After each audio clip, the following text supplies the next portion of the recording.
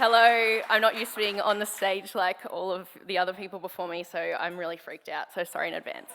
Hello to lots of friends out there. I'm a part owner of Lulie Tavern and the programmer. I program our annual festival, LuliePalooza, and I manage with John Lee, the incredible Queenie.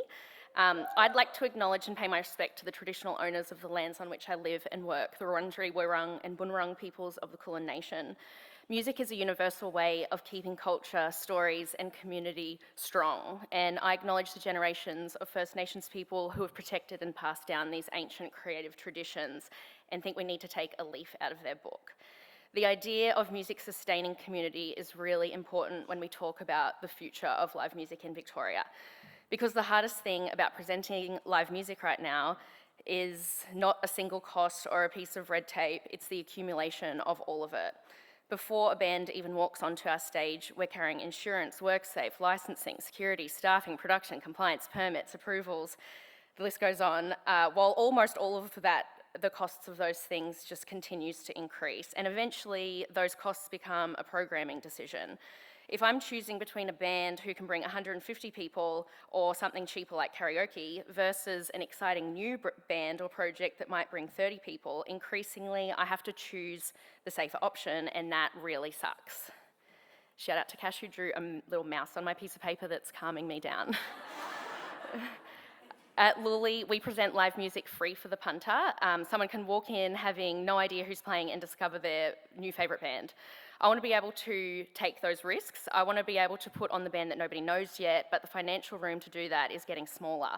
We need venues healthy enough to experiment, to put on emerging artists, all ages shows, weird shows. We don't want social media algorithms to be the only pathway for artists to break through. Artists need stages, audiences, rooms where they can develop. And this is where government support needs to be ongoing and sustainable. Don't get me wrong, we love a government grant, but applying and acquitting them and all the permits and navigating approval processes takes an enormous amount of admin, those hours that our small teams don't really have.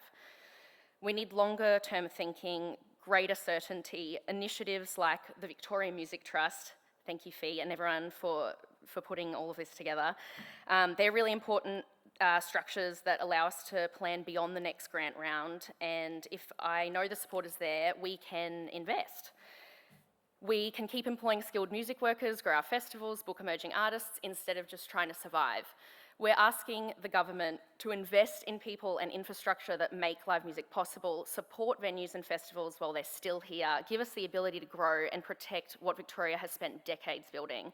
Because the alternative is to batten down the hatches, put the footy on instead of a band, cut staff, get rid of production contractors, stop maintaining the equipment. We have to keep putting the food and drink prices up, or God forbid, put in a pokey machine.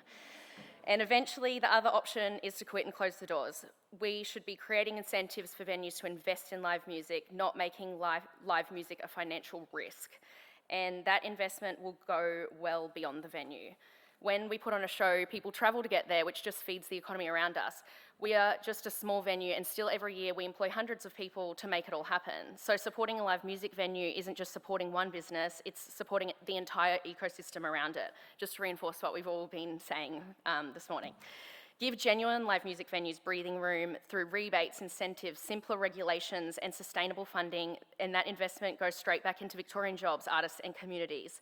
That band playing to 30 people might be the next Briggs or Crowded House or Amel, but only if somebody gives them a stage. We talk a lot about Victoria being the live music capital of Australia, but we can't treat that reputation like it's permanent.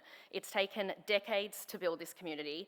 Now we need the government to invest in us, support us, help us grow, protect us, and this incredible scene now before it's too late. I know you all know that, but let's yell about it. Thank you.